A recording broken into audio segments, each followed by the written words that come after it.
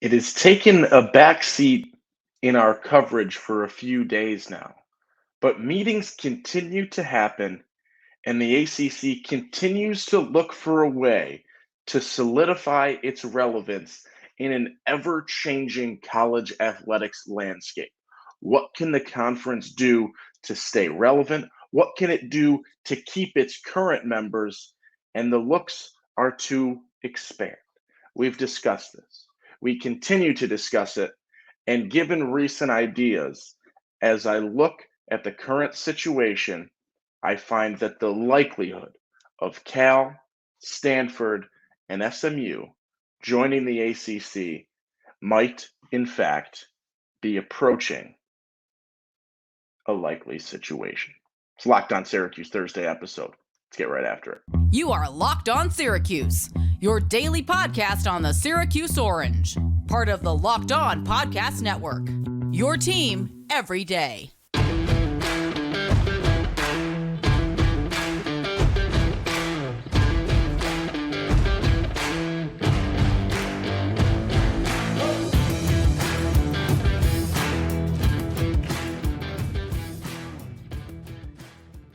What's up? What's happening? Welcome into your Locked On Syracuse Thursday episode. I'm Owen Valentine saying thank you so much for making Locked On Syracuse your first listen today and every day. We're free and available wherever you get podcasts, part of the Locked On Podcast Network. Happy Thursday morning, afternoon, evening, whenever you're listening to this, or maybe it's not Thursday when you get around to this video, but the conference realignment and the ACC expansion conversation is remaining ever present at this point in time. And it is going to be one of the most important, relevant, paramount conversations that we are going to continuously have for the foreseeable future until things settle down, until the dust settles, until we figure out what it is that college athletics are going to look like. If you're looking for Syracuse content, it's not necessarily directly today.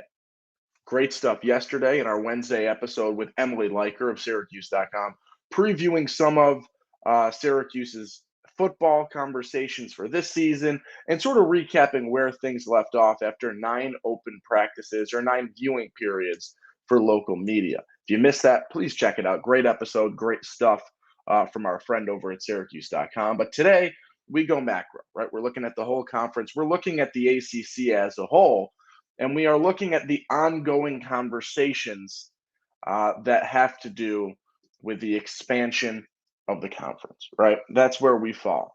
Cal, Stanford, SMU, the three names that are in this conversation with regards to the ACC at this point in time. It was, a couple of weeks ago at this point where we sort of saw where's things going on? What's happening here? There's some rumblings. Florida State wants out of the conference. The rest of the college athletics landscape is changing very, very rapidly, and things are getting weird and things are getting funky. And what is going on at this point in time? And as we continue to do that, we continue to look throughout college athletics, it was just big day in news after big day in news after big day in news as the Pac 12 was basically decimated, and it leaves you with 4 teams in the conference, right? The Pac 4 at this point in time, in Cal, Stanford, the two that the ACC has sought after, and then the likes of Oregon State and Washington State, excuse me.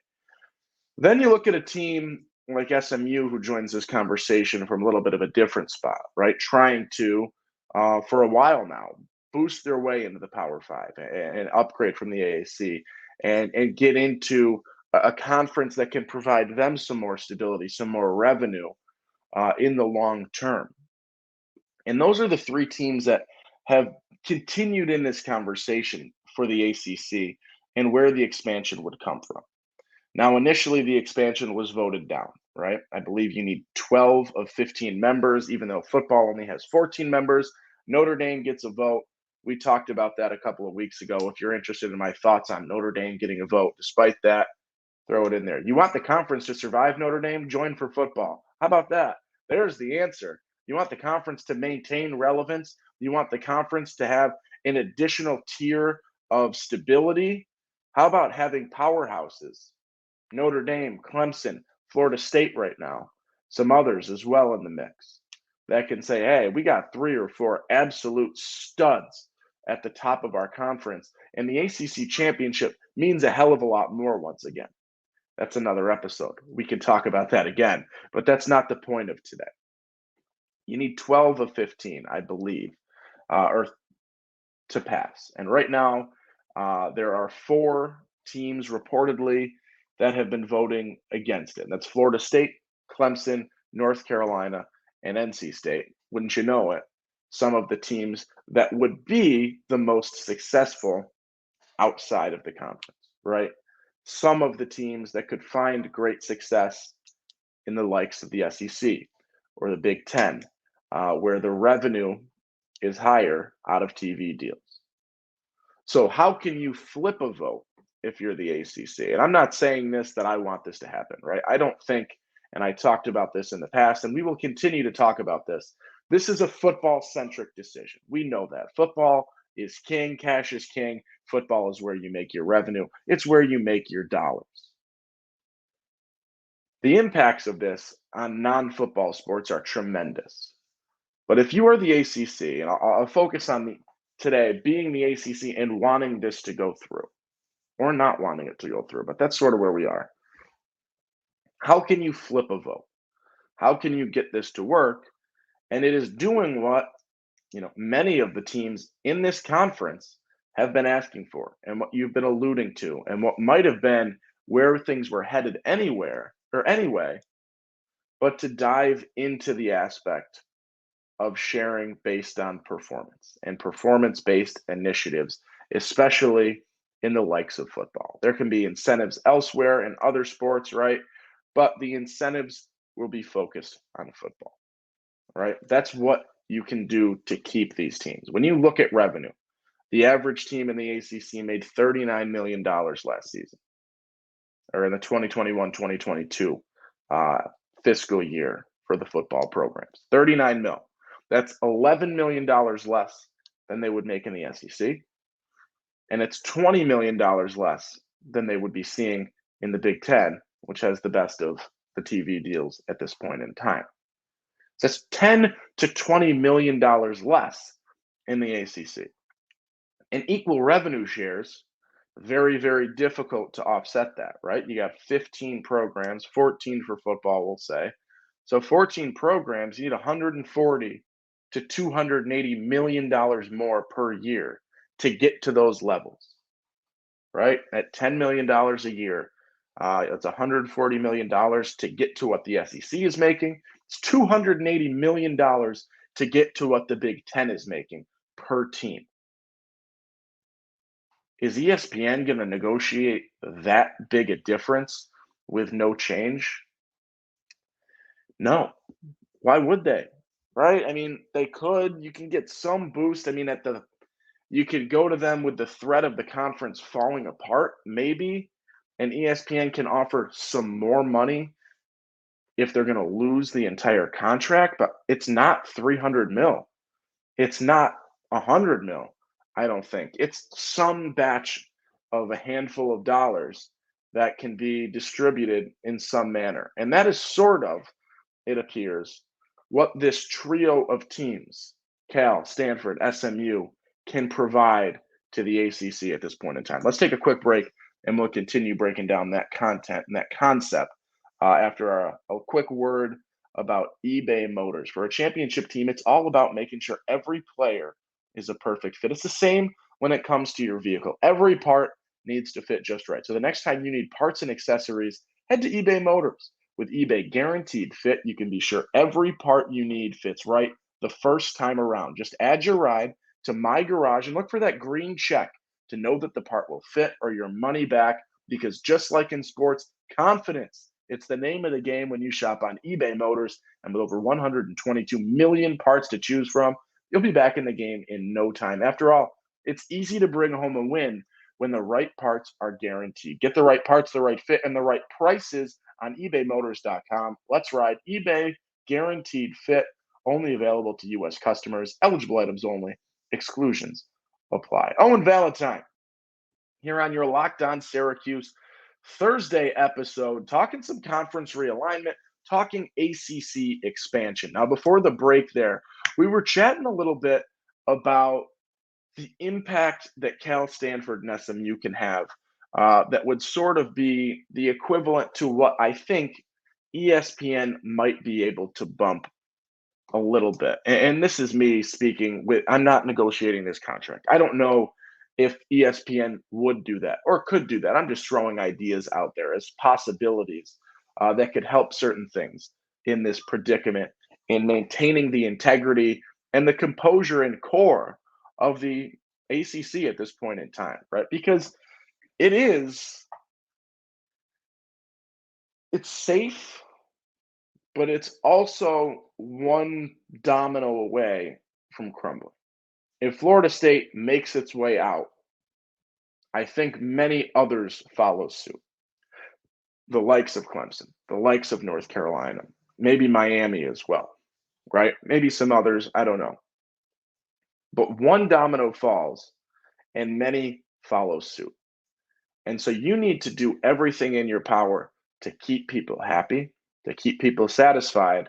And at this point in time, right, you've got some freeloaders, and I would throw Syracuse in the mix right now as a freeloader, riding the success of other programs and reaping the benefits of a far more, equal pay structure than the upper tier and the upper echelon of the ACC would rather have or would like to have. But your upper echelon right now needs incentives to be there. And so I don't think I'm opposed by any means to some success-based initiatives. Making a college football playoff can trigger a bonus. Being a top 25 team at the end of the season could trigger a bonus. Winning the ACC championship could trigger a bonus. Making a bowl game could trigger a bonus. Making a New Year's Six bowl game could trigger bonuses, right? I understand these, and it's success initiatives in football to say, you know what, if you want more money, go play better, go win games, make the conference look good, bring more revenue in because more eyes will come as teams look better. And that number next to your name bumps from an 8 or 9, Florida State, Clemson, to a 2 or a 3, right? That's what you need. That's how you're going to bring more money in as well. So I'm fine with that. Where's that revenue coming from? Because the rest of the conference, right, you've got a handful of teams that maybe on a very good year can contend for a national title, right? We know Clemson can do it year after year. Florida State has the capabilities to do it this year. Other programs in the ACC have the capabilities, and North Carolina right now could, with a very good year, be playing in a very, very solid bowl game. Things like that, right? But for everyone else who's, playing for 8-win seasons, playing for a bowl game if you're a Syracuse at this point in time, you're not going to agree to taking the hit. And so the money needs to come from elsewhere. And that is what this expansion can do. Reports say, and I'm going off of this article on Yahoo Sports from Ross Dellinger, who wrote a really, really good article. Article's called ACC Expansion Talk Still Alive as Leaders Continue New Financial Proposals. Really good info, breaks it all down. But the info in here says that their reports say that the ACC would stand to earn $72 million with the expansion of Cal, Stanford, and SMU. So apparently the contract with ESPN has a clause that would increase the value of the deal, so increase the payment out to the conference for every Tier 1 share. So that is any voting share, I believe, for the ACC. So Notre Dame has a Tier 1 share. So if you add 3 more, then it's $24 million per team, which would equal $72 million in new money annually for this contract. Now, here's where, it gets a little bit interesting. If you went into that pure revenue split, right, the ACC is making $39 million a squad, 24 mil, which would be that number, is actually going to dilute that number, right? If you're thinking 24 mil per team is going to have to pull from 39 million. That's not the case here. These teams, in trying to stay alive in their respective situations, right, in a decimated Pac-12, in a conference where you're doing okay if you're SMU, but you're looking for more. You want more. You want bigger things. You're willing to make some sacrifices, right? You're willing to negotiate. And that is where this additional revenue can come from. The reports say that Cal and Stanford are willing to start at approximately a 30% of what they would be standing to make as full members. And SMU, here's the big one. Apparently, reports say they're good to take zero TV revenue dollars for what could be up to 7 years to make this happen.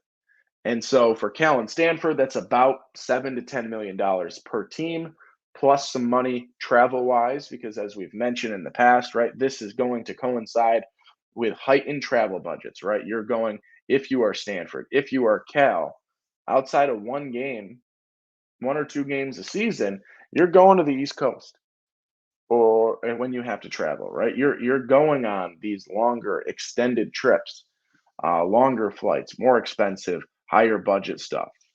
After that, the reports from Yahoo say it should leave the conference with about $30 million extra. Now, you split that evenly, right? Between the remaining 14 teams, your current 14 members for college football. It's $2.2 million a year. Still puts you $8 million behind the SEC and $18 million behind the Big Ten. That's not enough to satisfy Florida State. That's not enough to satisfy Clemson. That's not enough to satisfy North Carolina. And it's not enough to satisfy NC State. And those are the four teams that have voted against this. And I'm sure they have their reasons, right? It could, in the long run, dip into your portions, your revenue shares, things like that, right? When you increase the number of teams and the number of pieces of the pie that you need to cut, and the money being brought in contractually with ESPN is less than you were making already, you're going to have to take a hit, which is where, I see where their reluctance comes from and them not wanting to dive into it. But $30 million incentivized in terms of success initiatives might be enough to do that and satisfy the hunger of these teams and the bigger bellies to feed, bigger mouths to feed, I guess is the correct word there, right? You can catch fish with worms. You can catch fish with minnows. You can catch big fish with the head of a huge tuna, right? You can catch big fish by putting big fish on the line. And you need some big fish and some big money to maintain the few big fish that you have in terms of college football right now. And 30 million in incentives every year for the next few years as Cal and Stanford ease their way in could offer what you need to flip one of those four voters and make this happen if you want it to happen. And this is not an episode where I'm saying I want it or don't want it to happen. I'm just laying things out to see things. Let's take one more quick break, and then I will think through and talk about, my big issue with this, and it has to do with the longevity of this as a solution. But before that, let's take a little break and let's talk a little bit about BetterHelp. This show is sponsored by BetterHelp. Sometimes in life, we're faced with tough choices, and the path forward isn't always clear. It could be you dealing with decisions around a career, a relationship, or anything else. Therapy helps you stay connected to what you really want while you navigate life so you can move forward with confidence and excitement. Trusting yourself to make decisions that align with your values is like anything. The more you practice it, the easier it gets. If you're thinking of starting therapy, give BetterHelp a try. It's entirely online, designed to be convenient, flexible, and suited to your schedule. Just fill out a brief questionnaire to get matched with a licensed therapist and switch therapists anytime for no additional charge. Let therapy be your map with BetterHelp. Owen Valentine here on your Thursday episode of Locked on Syracuse, talking about the ACC and the possible expansion. Now, where we left off, right? $30 million in incentives and performance-based things to keep the upper echelon of the conference pleased, satisfied, fed, at this point in time monetarily. You've got a few years where that surplus, courtesy of some lesser takes, I guess, from Cal and Stanford and SMU for the next 7 years. You're going to have some surplus that can be allotted to some of these football teams that could get them closer to the likes of the SEC, that can get them closer to the likes of the Big Ten. $30 million isn't getting the 4 teams or the 3 teams or however many teams that want out and can make their way possibly into the SEC or the Big Ten via expansion, via realignment. 30 million isn't necessarily enough to get all of them up to the threshold, but it's enough to make wanting to pay the buyout to get out of the conference in the ACC a little bit more difficult, I guess. If you look right now and you think, all right, what can they do? What do they want to do? And what you don't want to pay the buyout, right? You don't want to be on the hook for, what is it, 120 mil? I want to say. I'm throwing that number out. I'm not positive that that's actually the answer. I forget where it is. But that's a lot of money, right? To exit this and to exit the ACC. And so by offsetting the gap, you can hold on to them a little bit. But here's the issue, right? $30 million you have for a couple of years. I don't see it as a long-term solution. I see it as a quick fix, right? It's, in the words of, I don't know, it's like you're putting, you got a Band-Aid on a hole in the wall, right? A piece of duct tape on something. It's going to work for a little bit. It's going to buy you some time. Is it the long-term pretty solution that you're looking for? No. All right, you got to find something more. This buys you time. It's like in the Sandlot when they buy the ball at the little convenience store, they sign it and they put it back on the display. It's to trick his mom into thinking things are all right. For now, you got to trick the upper echelon of the ACC, or at least put things into a spot where they're okay with what is actively happening, right? Bump the revenue enough that it would be more of an inconvenience and a hindrance to leave than it would be to stay, right? If you join the Big Ten, say, or the SEC, if you're, say it's a $100 million buyout, 120 mil, and you join the Big Ten, it's $20 million a year. It's 6 year, and you're back to break even, right? If you're taking all that money and putting it in there. If you're in the SEC at a $10 million bump, 12 years, right? And you're back. If you bump this revenue up and you're talking about the difference in what you would make as why you'd want to get out, that in competition, obviously, things like that. There are other factors that play into it, 1000%. But if you can bump this up and say maybe your upper echelon teams are getting $5, $6, $7 million a year, courtesy of incentives, courtesy of performance-based breakdowns of this $30 million purse at this point in time, and now it's only a $3 or $4 million difference getting to the SEC. And now it's a 30-year investment to break back even. Or if you're the Big Ten, what is that? 14 mil. It's going to be, 10-year. Okay, right? The Big Ten has a lot to work with because of the difference, honestly, in their football money at this point in time, and some great brand deals or TV deals there. Where do things fall? What do I want to see? I want to see things and decisions made with the minds of the student athletes at hand. I get that doesn't always happen. I understand that this is a money-based thing that has to happen, and football is what funds athletic departments as a whole, right? We know that. Your proceeds from football and your other rev sports, a little bit of basketball, that's what funds your athletics. That's what allows you to take a non-rev sport. I look at Syracuse men's soccer, right? They won the national championship last season. They operate at a significant loss, right? Their games are free to attend. All right. They have how many players on full scholarship?